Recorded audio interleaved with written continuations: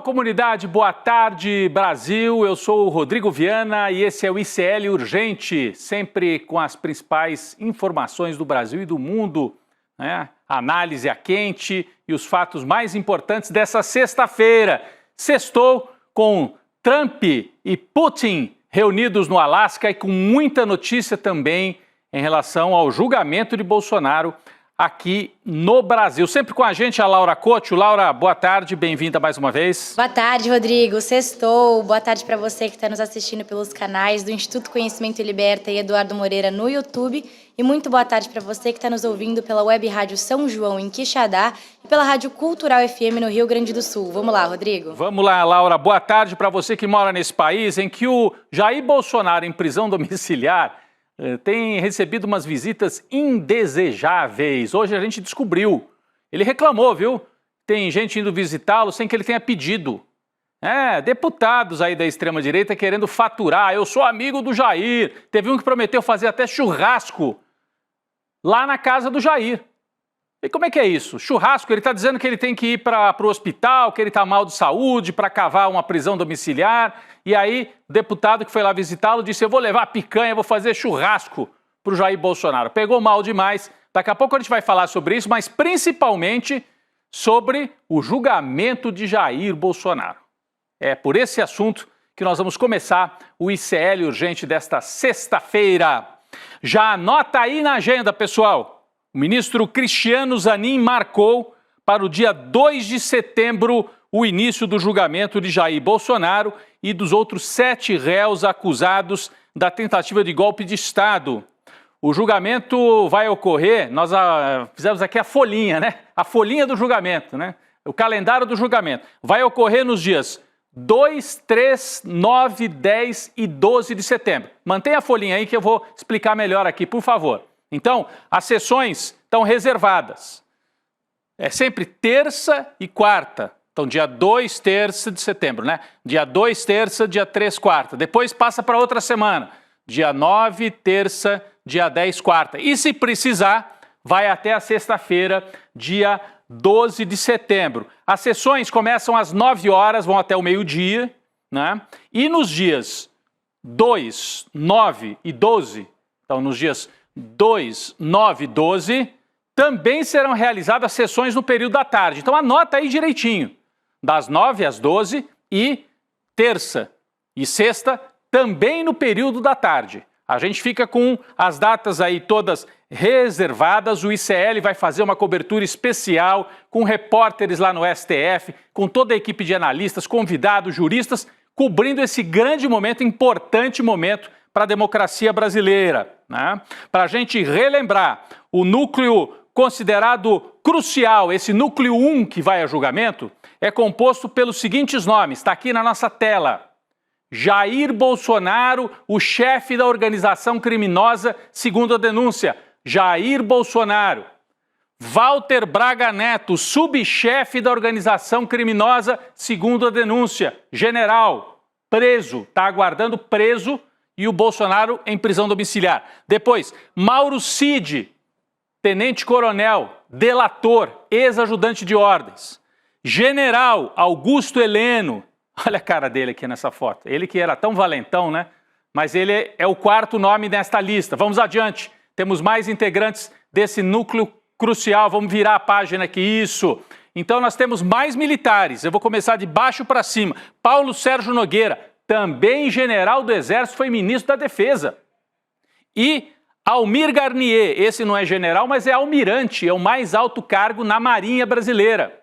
Então você repara que a gente tem 3 generais, um almirante e aqui 2 ex-ministros, ó, Anderson Torres e Alexandre Ramagem, também integrantes do núcleo crucial. Todo esse povo vai a julgamento acusados, né, são réus, acusados de 5 crimes.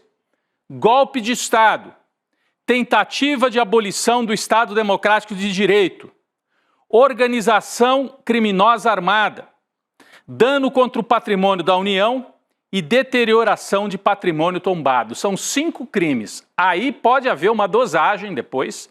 Será que todos eles vão ser condenados pelos 5 crimes? É um debate que vai acontecer ministro por ministro. A gente vai acompanhar tudo como diz a nossa manchete aqui, julgamento marcado, encontro marcado com a justiça. Somadas as penas desses 5 crimes que eu relatei aqui, podem ultrapassar 30 anos de prisão, as penas totais. O rito do julgamento vai seguir o seguinte padrão.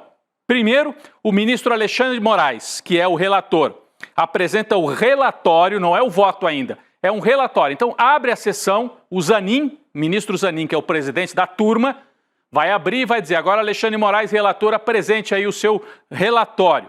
Aí ele vai fazer um resumo de tudo que aconteceu, né? Da fase policial, depois da denúncia do procurador, esse que está na tela, o Paulo Gonet, depois os depoimentos, as defesas, vai levar em conta, tem que levar em conta, claro, as defesas de cada um dos réus. Então, é o relatório, começa com o relatório do Alexandre de Moraes. Em seguida, a PGR e as defesas farão suas sustentações orais. O cálculo é que as sustentações orais levem 10 horas. É 1 hora para o PGR e 1 hora para cada um dos réus. Daria 9, mas dando mais um chorinho aí, 10 horas é o cálculo do STF.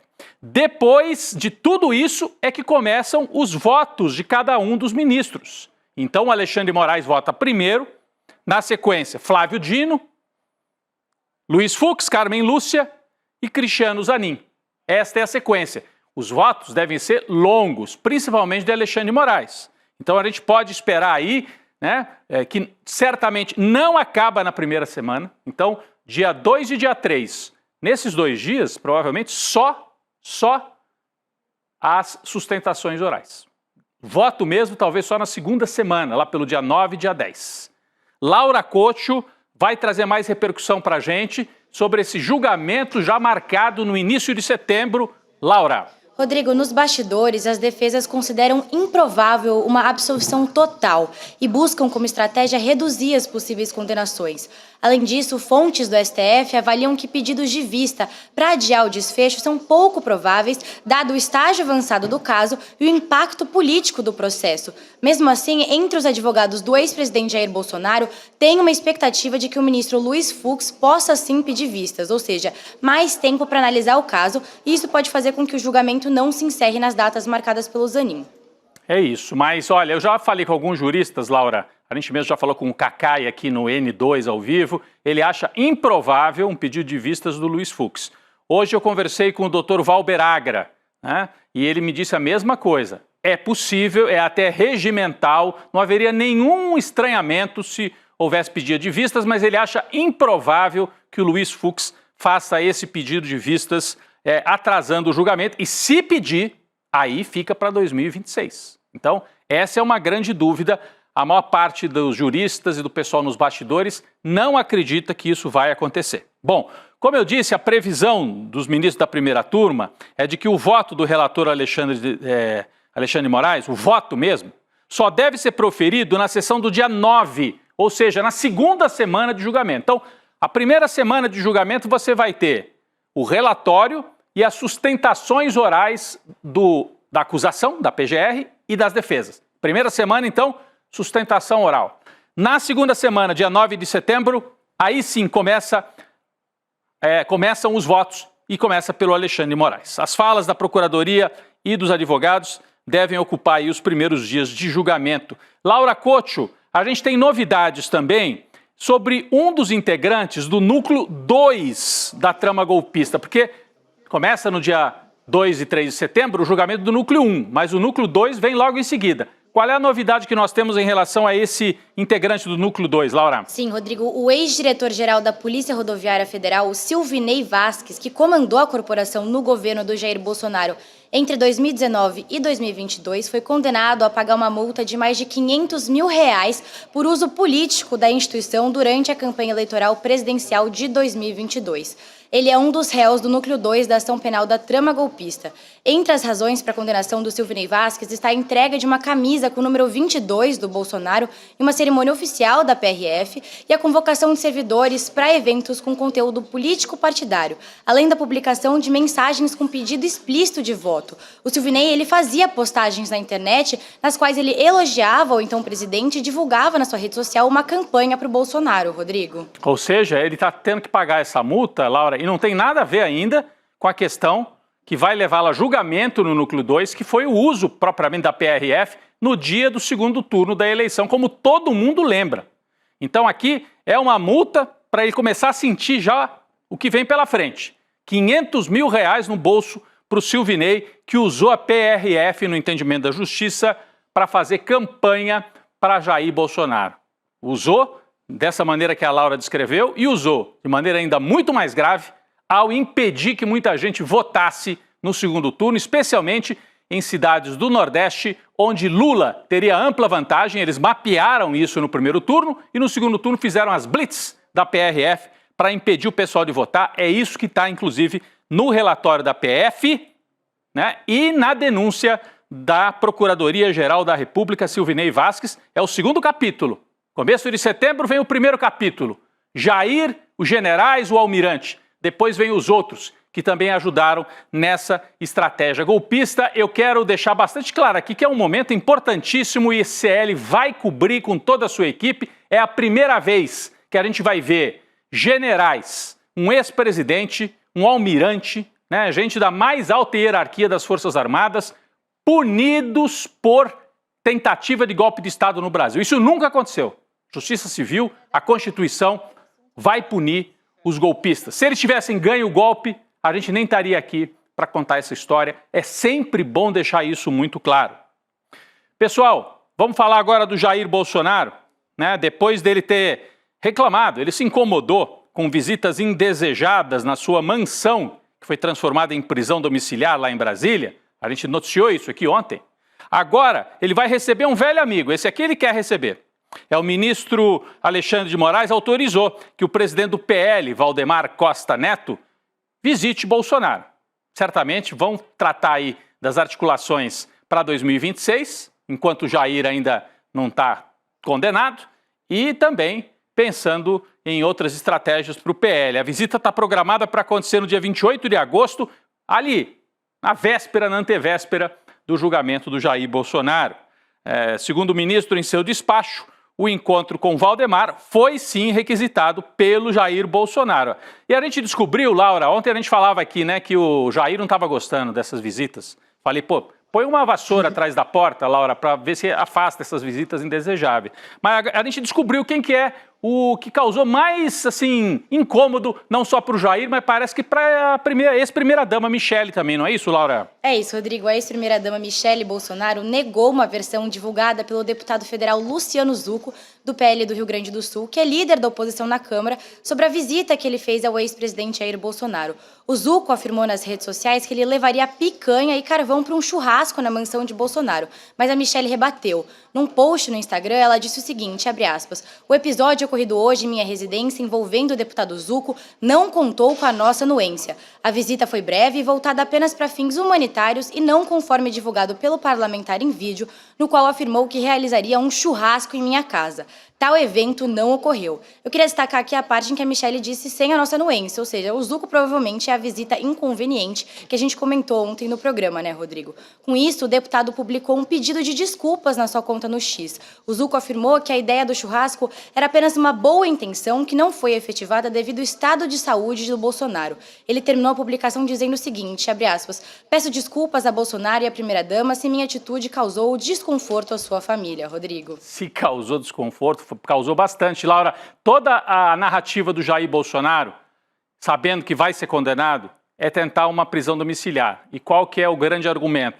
Problema de saúde. Ele sofre com crises de soluço, não pode se alimentar direito, toma vários medicamentos, é quase uma vítima. Ele que se dizia um histórico de atleta, né? Não ia se vacinar porque tinha histórico de atleta, hoje em dia faz papel de vítima.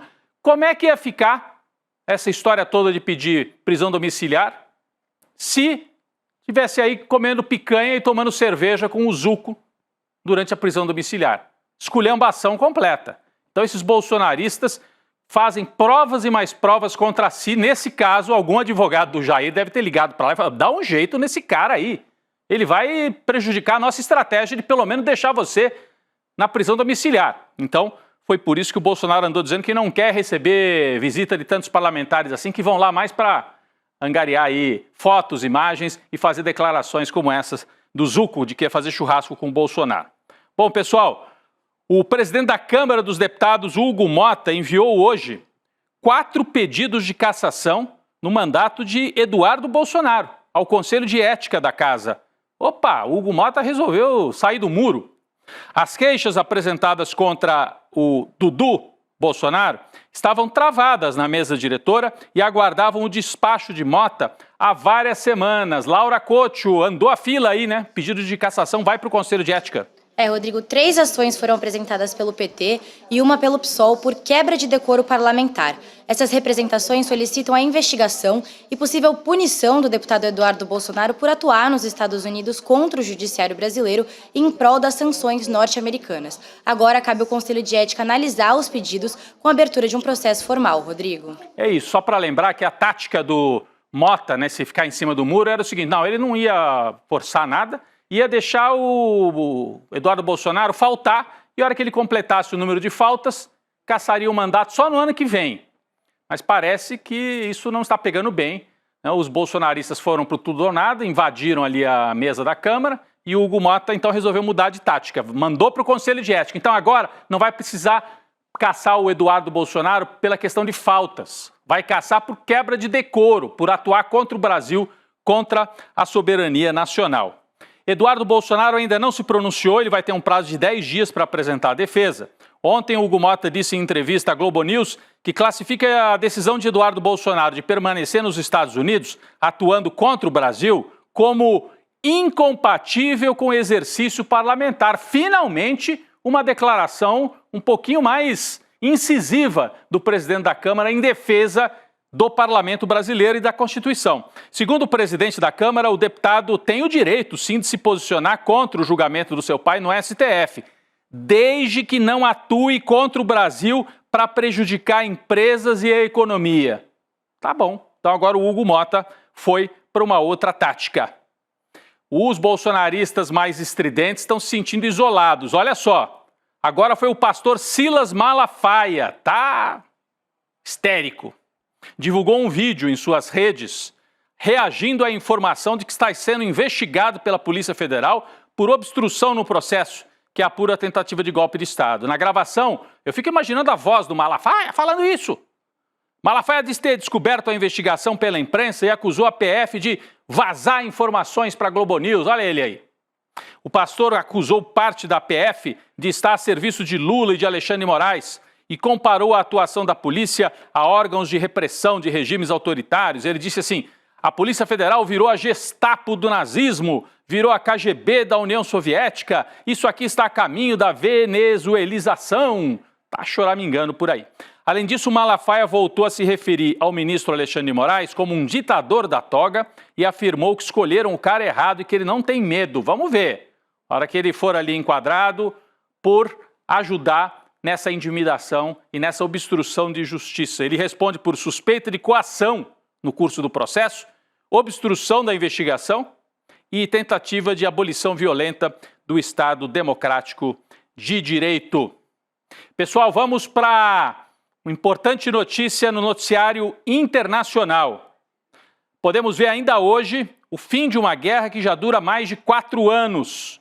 Isso porque Donald Trump está reunido nesse momento com Vladimir Putin no Alasca para discutir a guerra na Ucrânia. A gente viu as imagens agora há pouco da chegada dos dois, né? O Vladimir Putin chegando, sendo recebido ali pelo Donald Trump. Antes de embarcar, o presidente dos Estados Unidos disse que não vai ficar feliz se não conseguir um acordo de cessar-fogo hoje. Vamos ver o que disse Donald Trump. Eu peço para você olhar aqui a nossa tela, porque temos a legenda aqui na tela. Fala de Donald Trump, me parece que dentro do avião, né? Ali embarcando para o Alasca. Vamos ver. There's nothing set in stone. I want certain things. I want to see a ceasefire. This is not to do with Europe. Europe's not telling me what to do. but they're going to be involved in the process, obviously, as will Zelensky. But I want to see a ceasefire rapidly. I don't know if it's going to be today, but I'm not going to be happy if it's not today. Everyone said it can't be today, but I'm just saying I want the killing to stop. I'm in this to stop the killing. É isso. Você viu? Ele deu o recado ali. Isso aí não tem nada a ver com a Europa. Assim, a Europa não vale nada. Ele está passando o trator em cima dos europeus, mais uma vez, sendo humilhados pela postura de Donald Trump. Do outro lado, parece que a cúpula com Trump é uma grande vitória para Vladimir Putin. Laura Couto tem mais detalhes sobre isso. Rodrigo, depois de todo o isolamento internacional sofrido pela Rússia depois de invadir a Ucrânia, a reunião de hoje é encarada como uma grande vitória para o Kremlin. Esse simples encontro com o Trump tira o presidente Vladimir Putin de um impasse diplomático com o mundo e dá a ele uma chance de negociar o fim da guerra diretamente com o presidente norte-americano. Agora, do outro lado do Atlântico, os europeus também reconhecem o peso desse encontro, Rodrigo. Ainda nessa semana, o presidente ucraniano Volodymyr Zelensky, que está excluído das negociações no Alasca que acontecem hoje, ele se reuniu com outros líderes da União Europeia em um encontro virtual com o Trump para tentar convencer o presidente a levar em conta também as preocupações da Ucrânia. Na terça-feira, o Zelensky também admitiu a derrota diplomática. Ele disse a repórteres que, abre aspas, o Putin vencerá, porque ele está buscando fotos. Ele precisa de uma foto da reunião com o presidente Trump. A foto é importante. Agora, o que vale mesmo é ter o cessar-fogo. Agora, o Zelensky está sentindo que o Trump vai impor uma paz, se ela vier, em que a Ucrânia vai ter que aceitar e entregar oficialmente o leste da Ucrânia, que foi ocupado pela Rússia. Vai ter, aí tem a imagem, nós estamos com a imagem do Encontro Alasca 2025. Portanto, a foto é esta, a foto e imagem. Aqui, os dois reunidos, Estados Unidos e Rússia. Uma situação curiosa, né? O ministro das Relações Exteriores, o Lavrov, que está aqui na mesa, aqui, esse de óculos aqui do lado, ele chegou ao encontro vestindo uma camisa da antiga União Soviética, da seleção de futebol da antiga União Soviética. Tem todo um simbolismo aí, como se a Rússia se apresentasse de novo como aquela que negocia o futuro da humanidade, como se retomasse aí aquela era de grandeza da União Soviética em relação aos Estados Unidos. Então eu dizia, se vier paz, a Ucrânia se sente derrotada, porque para vir a paz a Ucrânia vai ter que ceder o leste de seu território, que já está ocupado, né, uma área em que as pessoas têm uma ligação cultural com a Rússia e de língua, e também a província, são duas províncias, né? São duas províncias já ocupadas, e a Crimeia, tinha me falhado, a península da Crimeia também já ocupada pela Rússia, e isso, para ter paz, é o mínimo que o Putin exige. Os Estados Unidos, de outro lado, exigem que a Ucrânia ceda terras raras, minerais. Então o Zelensky está no meio das duas potências e pode ser atropelado nesse acordo que vai avançando no Alasca e colocaria fim a uma guerra que dura 4 anos. Vamos aguardar, porque por enquanto é mais um golpe de marketing do Trump, mas se a guerra acabar, aí ele pode sim sair vitorioso com estas imagens. Só a imagem não vale. Se terminar e não tiver acordo e continuar a guerra, aí não dá para dizer que foi uma vitória de Donald Trump. Vamos voltar a falar aqui do noticiário do Brasil e das relações com os Estados Unidos. Os ataques contra Alexandre de Moraes não têm fim, né? Hoje a notificação da Justiça da Flórida, vocês lembram? Foi aberta uma ação contra o Moraes na Flórida, intimando o ministro Alexandre de Moraes, foi enviada ao Supremo Tribunal de Justiça. Esse processo é o primeiro passo para que Moraes seja formalmente intimado na ação que a plataforma Rumble e a Truth Social movem contra ele nos Estados Unidos. A Rumble, né, é uma plataforma que não tem tanto peso no Brasil, mas tem um certo peso entre os conservadores nos Estados Unidos, e a Truth Social, que é do próprio Trump, movem contra o Alexandre de Moraes. Segundo o jornal Folha de São Paulo, a Advocacia Geral da União e o Ministério Público Federal pretendem se manifestar no caso, que deve gerar debates no Tribunal Brasileiro, na Justiça Brasileira. Não é só Alexandre de Moraes, hein, pessoal? Quem está na mira dos Estados Unidos também, agora é o ministro da Saúde do Brasil. Hoje, o governo Trump cancelou os vistos da filha e da mulher do ministro da Saúde, Alexandre Padilha, que inclusive esteve hoje pela manhã no N1, falando sobre esse tema, sobre a intimidação de Trump. Daqui a pouco, no N2, nós vamos trazer trechos da entrevista de Alexandre Padilha. Ele considera uma covardia o que o Trump está fazendo com a família dele. É um ataque não à pessoa só do Alexandre Padilha e a família, mas à política, né, da saúde pública no Brasil. Os Estados Unidos dizem, porque o Brasil incluiu Cuba no Mais Médicos. Os Estados Unidos não tem saúde pública. Você fica doente nos Estados Unidos, tem que vender a casa para pagar o hospital. E aí, eles querem impor esse modelo para o Brasil e querem impor o isolamento de Cuba em relação ao Brasil. O Mais Médicos não existe por causa de Cuba. Cuba participou do Mais Médicos como uma, das fornecedoras de mão de obra de médicos muito bons, por sinal. E o Alexandre Padilha está sendo sancionado, a família dele, a filha menor de idade, de maneira covarde, por causa disso. O próprio Padilha não teve visto cancelado porque já está vencido desde o ano passado. Laura Couto, explica melhor para a gente tudo isso. Essa medida foi anunciada pelo governo dos Estados Unidos através de um comunicado enviado pelo consulado aqui em São Paulo. A família do ministro da Saúde recebeu o documento na manhã de hoje e no comunicado o governo norte-americano informou que os vistos foram cancelados porque, depois da emissão, surgiram informações indicando que a mulher de Padilha e a filha não eram mais elegíveis. Um pouco suspeito isso, né, Rodrigo? E além de ser ministro da Saúde, nesse governo, Padilha também comandou a pasta da Saúde em 2013, quando ele lançou o programa Mais Médicos, que recentemente também foi atacado pelo governo Trump. É difícil tudo isso ser uma grande coincidência, né, Rodrigo? Não é coincidência nenhuma, até porque antes quem tinha sido sancionado foi o funcionário do Ministério, que foi um dos criadores, o pai do Mais Médicos, braço direito do Padilha, já tinha sofrido sanções, agora a mulher e também a filha menor de idade do Alexandre Padilha. Pessoal, uma nota aqui rápida, mas importante. O presidente da Câmara dos Deputados, Hugo Motta, emprega no seu gabinete. Essa semana a gente falou das Júlia Zanata, que emprega a nutricionista, que na verdade é mulher do advogado. Agora o Hugo Motta emprega no gabinete da Câmara o caseiro da fazenda dele em Serraria, uma cidade no interior da Paraíba. Laura, que história é essa, hein? Rodrigo, o Ari Gustavo Soares, ele é contratado como assessor do gabinete do Motta desde 2019. Atualmente, o caseiro recebe R$ 7.200 em salários e auxílios pagos pela Câmara. Ele ocupa o cargo de secretário parlamentar, que prevê uma dedicação exclusiva, o que significa que ele precisa trabalhar 8 horas diárias e não pode ter nenhum trabalho público ou vínculo privado incompatível com a atividade parlamentar.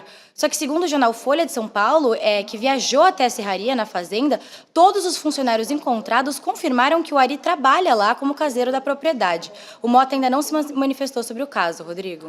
Tem caroço nesse angu, diz aqui a nossa equipe na manchete que está aqui na tela. Uma nota rápida, Romeu Zema vai mesmo se lançar candidato à presidência. O governador de Minas vai oficializar sua pré-candidatura neste sábado. A gente tem aqui a manchete, então, portanto, mais um candidato aí na direita, dividindo com Tarcísio e outros a vontade de herdar os votos da extrema-direita. É o Romeu Zema que lança nesse sábado a candidatura. E uma outra nota importante, um registro importantíssimo, o influenciador paraibano Rítalo Santos e o marido dele, Israel Nata Vicente, foram presos hoje em uma casa em Carapicuíba, na Grande São Paulo. Ele é da Paraíba, mas tem casa aqui na Grande São Paulo. Ítalo é investigado por exploração e exposição de menores de idade em conteúdos produzidos para as redes sociais. A gente está acompanhando esse caso. Tudo isso é fruto daquele vídeo feito pelo youtuber Felca, que denunciou esta rede aí que arregimenta crianças, e atua nas redes sociais. E isso está gerando um debate importante, a necessidade de você legislar, de ter algum tipo de controle, sim. Não pode, porque é liberdade. Liberdade para cometer crime contra a criança? Então, rompeu-se esse dique que impedia a regulação das redes sociais. Isso vai se fazer também por causa disso. Ele foi preso. Tá aí, preso em Carapicuíba, o Ítalo, acusado de ser um explorador aí de menores nas redes sociais. Vamos aguardar a defesa dele também. É importante dizer isso. Laura Couto, obrigado. Sextou de uma vez. Obrigado pela parceria mais uma vez aqui no ICL Urgente. Valeu, Rodrigo. Sextou. Bom fim de semana para você e todo mundo que está nos... É isso. A Laura, fala, Laura. Completa. Isso. Bom fim de semana para você e todo mundo que está nos assistindo e nos ouvindo. Tchau, tchau. Obrigado, Laura. É isso, pessoal. A gente falou tanto de extrema-direita aqui, de Trump, de Eduardo Bolsonaro. A cartilha do autoritarismo está em curso. Não é só no Brasil, é no mundo, como a gente tem visto no noticiário. Como as democracias morrem? É a pergunta que é feita num livro que virou um clássico, E um dos autores desse livro, o professor Daniel Ziblatt, vai estar no dia 28 de agosto aqui no ICL para uma aula exclusiva conversando com Eduardo Moreira. Repito, dia 28 de agosto, Como as democracias morrem. Não perca. Eu li esse livro, mas fico muito curioso de ouvir o Daniel Ziblatt falar agora nesse retorno. Ele escreveu antes do Trump voltar ao poder. Então agora que o Trump voltou, que tem essa ofensiva da extrema-direita, nos Estados Unidos, na Hungria, na Argentina, no Brasil. O que tem a dizer o Daniel Ziblatt? Como é que ele pode ajudar a gente a entender melhor esse tema? Você participa, se inscreve, iclurgente.com.br, iclurgente.com.br e se inscreve, é rapidinho, é 30 segundos, você participa no dia 28, aula gratuita, Como as Democracias Morrem aqui no ICL. Obrigado, pessoal, daqui a pouco eu estou lá no ICL Notícias, segunda edição, com a Gabi e o Chico Sá. Um bom fim de semana para todo mundo. As democracias não morrem mais com tanques. Hoje, elas morrem com votos. Morrem com um vírus que é implementado dentro do regime democrático para destruir a própria democracia. Quem nos ensina isso é Daniel Ziblatt, professor de Harvard e autor do livro Como as Democracias Morrem. Quer a notícia do ano? A bomba! Ele vai dar uma aula online, gratuita, para todos nós da comunidade do ICL. E mesmo você que não é da comunidade ICL vai poder assistir também gratuitamente. Vai ser traduzida para o português para todo mundo poder entender. Vai ser no dia 28 de agosto, uma quinta-feira, às 8 horas da noite. E aí chama teus amigos, tuas amigas também para participar, porque assistir uma aula dessa defende a nossa democracia. Mais do que nunca a gente precisa disso. Um abraço e até dia 28 que eu vou estar lá com vocês. Você pode ir para qualquer país e fazer qualquer tipo de documentário. Eu não hago apologia da pobreza, hago apologia da sobriedade. Agora, eu disse, vem, eu desafiei, vem aqui, para ver se eu tenho renda ou não. Para quem ainda não entendeu, isto é uma guerra de narrativas. E nos campos de batalha, as máquinas de moer reputações estão sempre à espreita. Pouco interessa os meios, interessam apenas os fins. E os fins são muito lucrativos nesta indústria. Veja a importância da resiliência dos colegas que nunca abandonaram esse caso. Então não adianta vocês fazerem campanha contra mim, porque eu vou continuar fazendo meu trabalho como jornalista como eu sempre fiz. E a relação fraterna com as pessoas não entra no PIB. Você tem as condições que você precisa para viver numa comunidade onde um não depende de explorar o outro. Eu sei que eu não vou ver a colheita, mas faço questão de morrer semente. Eu disse uma coisa que eu repito: a morte vai me encontrar lutando. Acho que a gente escolheu bem as pessoas que trabalham com a gente.